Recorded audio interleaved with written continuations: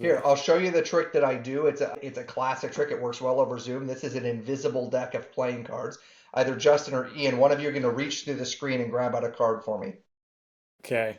Okay, Ian was first. Justin got one. We can use either one. Both look at your card. Make sure you've actually thought of one so that we can highlight that it's people think of different cards.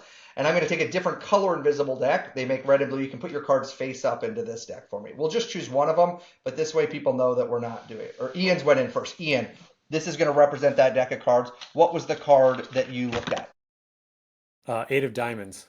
Eight of diamonds. Do you remember? I told you when you put it in the deck to put it face up. Correct. So for those that are listening, I'm fanning through a card, and the only face-up card is the Eight of Diamonds. I also told you it was from a different color deck. That's the only one that came from that red deck of cards.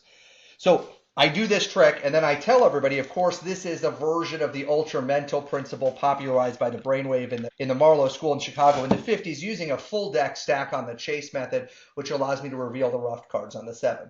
Now that I taught you how to do that trick, blah, blah, blah. But again, I just did it with magician's jargons. The magicians that might be listening to this would be annoyed that I just revealed that.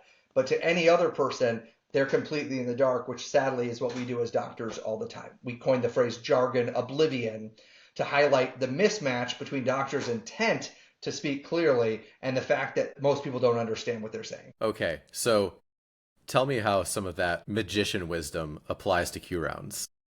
Well, again, it goes back to the core mission is people need to have a seat at the table to be able to understand their healthcare. And from an equity and standpoint, when we only talk to the family that's in the room, we are missing out on people who can't afford. They have two jobs. They have other kids that can't afford to be there. We want to make access to rounds a right as opposed to a privilege for those that can afford to be sitting there.